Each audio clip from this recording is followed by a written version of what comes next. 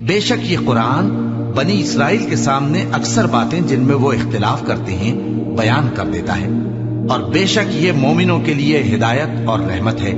تمہارا پروردگار قیامت کے روز ان میں اپنے حکم سے فیصلہ کر دے گا، اور وہ غالب ہے، علم والا ہے۔ تو اللہ پر بھروسہ رکھو، تم تو صاف حق پر ہو۔ کچھ شک نہیں کہ تم مردوں کو بات نہیں سنا سکتے، اور نہ بہروں کو جبکہ وہ پیٹ پھیر لیں آواز سنا سکتے ہو، اور نہ اندھوں کو گمراہی سے نکال کر رستہ دکھا سکتے ہو۔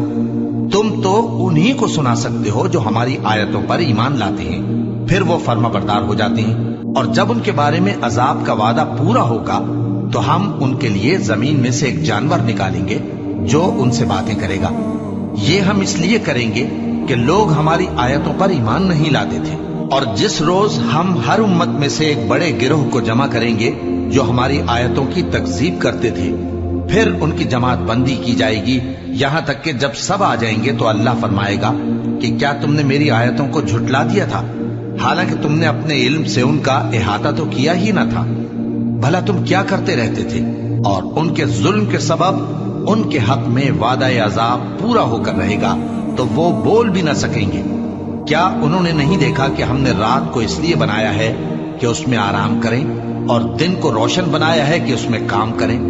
بے شک اس میں مومن لوگوں کے لیے نشانیاں ہیں۔ اور جس روز سور پھونکا جائے گا تو جو لوگ آسمانوں میں اور جو زمین میں ہیں سب گھبرا اٹھیں گے، مگر وہ جسے اللہ چاہے، اور سب اس کے پاس عاجز ہو کر چلے آئیں گے۔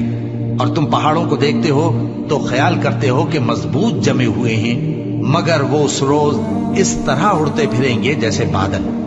یہ اللہ کی کاریگری ہے جس نے ہر چیز کو مضبوط بنایا، بے شک وہ تمہارے سب افعال سے باخبر ہے۔